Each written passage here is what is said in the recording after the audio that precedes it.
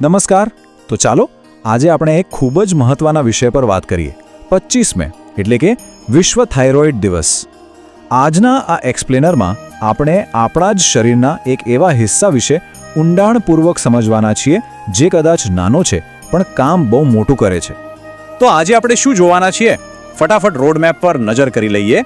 પહેલા આપણે વિશ્વ થાઇરોઇડ દિવસનો ટૂંકો પરિચય મેળવીશું. પછી સમજીશું કે આ થાઇરોઇડ ગ્રંથિ ખરેખર કામ શું કરે છે, એના મુખ્ય 2 પ્રકારો કયા છે, સમયસર તપાસ કરાવવી કેમ આટલી જરૂરી છે, અને છેલ્લે સ્વસ્થ થાઇરોઇડ માટેના સરળ ઉપાયો વિશે પણ વાત કરીશું. તો સૌથી પહેલા વિભાગ 1 વિશ્વ થાઇરોઇડ દિવસ અને વૈશ્વિક જાગૃતિ. હવે જુઓ, આપણા સમાજમાં થાઇરોઇડની સમસ્યા ખૂબ જ સામાન્ય છે. કદાચ તમારા જાણવામાં પણ એવા લોકો હશે જ જેમને આ તકલીફ હોય.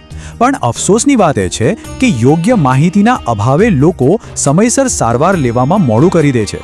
આ દિવસની ઉજવણીનો મુખ્ય ઉદ્દેશ્ય જ આ છે, લોકોમાં જાગૃતિ લાવવી અને સમયસર નિદાન કરાવવું.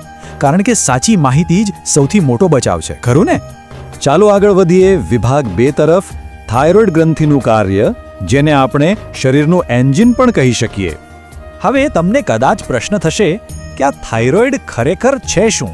તો સમજો કે આ આપણા ગળાના આગળના ભાગમાં આવેલી એકદમ પતંગિયાના આકારની એટલે કે બટરફ્લાય શેપની એક નાનકડી ગ્રંથિ છે. આ પતંગિયા જેવો આકાર યાદ રાખવો બહુ સહેલો છે. ભલે તે દેખાવમાં સાવ નાની લાગતી હોય, પણ તે આપણા શરીરને બેલેન્સ રાખવા માટેના અત્યંત જરૂરી હોર્મોન્સ બનાવે છે. આ નાનકડી ગ્રંથિ આપણા શરીરમાં કેટલા અદ્ભુત કાર્યો કરે છે એ સાંભળીને તમે ખરેખર ચોંકી જશો. તે આપણા મેટાબોલિઝમને કંટ્રોલ કરે છે, આખો દિવસ આપણું એનર્જી લેવલ જાળવી રાખે છે, શરીરનું તાપમાન મેન્ટેન કરે છે અને હૃદયના ધબકારાને પણ કાબૂમાં રાખે છે. એટલું જ નહીં, શારીરિક વૃદ્ધિમાં પણ તેનો મોટો ફાળો છે. સાવ સરળ ભાષામાં કહું તો આ પતંગિયા આકારની ગ્રંથિ શરીરની ઊર્જાથી લઈને ગરમી સુધીની દરેક વસ્તુ માટે માસ્ટર કંટ્રોલર તરીકે કામ કરે છે. હવે આવે છે વિભાગ 3 થાઇરોઇડના 2 મુખ્ય પ્રકાર. એટલે કે જ્યારે આ ગ્રંથિનું સંતુલન ખોરવાય છે ત્યારે શું થાય છે? તો જુઓ, જ્યારે આ નાજુક પતંગિયા ગ્રંથિ પોતાનું બેલેન્સ ગુમાવે છે ત્યારે મુખ્યત્વે 2 પરિસ્થિતિઓ ઊભી થાય છે. પહેલી છે હાઇપોથાઇરોઇડિઝમ. આ શબ્દ ભલે થોડો મોટો લાગે, પણ આનો સીધો અર્થ એ છે કે જ્યારે થાઇરોઇડ ગ્રંથિ ખૂબ ઓછું હોર્મોન બનાવે છે. ગ્રંથિ એકદમ આળસુ કે ધીમી પડી જાય છે, જેના લીધે આપણા શરીરની અંદરની પ્રક્રિયાઓ પણ એકદમ ધીમી પડી જાય છે. અને બીજી સ્થિતિ છે હાઇપરથાઇરોઇડિઝમ. આ પરિસ્થિતિ પહેલા કરતાં બિલકુલ ઉલટી છે. આમાં થાઇરોઇડ ગ્રંથિ જરૂર કરતાં ઘણો વધારે પડતું હોર્મોન બનાવવા લાગે છે, એટલે કે ગ્રંથિ હાઇપર એક્ટિવ થઈ જાય છે. પરિણામે શરીરની આખી સિસ્ટમ ખૂબ જ ઝડપથી અને અસામાન્ય રીતે કામ કરવા માંડે છે. આ બંને પરિસ્થિતિઓ વચ્ચેનો તફાવત બહુ જ સ્પષ્ટ છે. હાઇપોથાઇરોઇડિઝમમાં તમને સતત થાક લાગે, વજન વધવા માંડે, વધારે પડતી ઠંડી લાગે, વાળ ખરે અને કોઈ કામમાં ધ્યાન ન લાગે. જ્યારે હાઇપરથાઇરોઇડિઝમમાં શું થાય? વજન અચાનક ઝડપથી ઘટે, કારણ વગર ચિંતા કે ગભરામણ થાય, બહુ જ પરસેવો આવે, હૃદયના ધબકારા વધી જાય અને ઊંઘ ના આવે. એક તરફ વજન વધે છે તો બીજી તરફ વજન ઘટે છે. એકમાં ઠંડી લાગે છે તો બીજામાં પરસેવો છૂટે છે.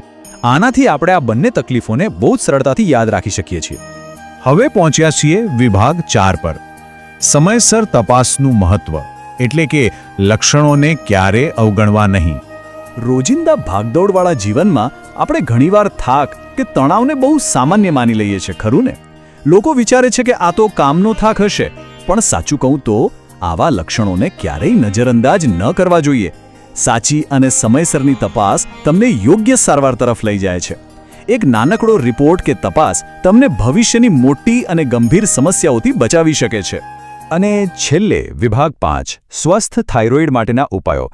ચાલો સમજીએ કે આ સંતુલન પાછું કેવી રીતે લાવી શકાય. હવે રોગ વિશે તો આપણે ઘણું જાણ્યું, પણ ચાલો થોડું સકારાત્મક વિચારીએ. એક બહુ જ અગત્યનો સવાલ એ થાય કે આપણું થાઇરોઇડ સ્વસ્થ રહે અને આવી કોઈ તકલીફ ન પડે, એના માટે આપણે આપણા રોજિંદા જીવનમાં કયા પગલાં લઈ શકીએ? તો જુઓ, આ બેલેન્સ જાળવવું સાવ સરળ છે. આ 5 રોજિંદી આદતો અપનાવવાની છે. પહેલું, પૌષ્ટિક અને સંતુલિત આહાર લો.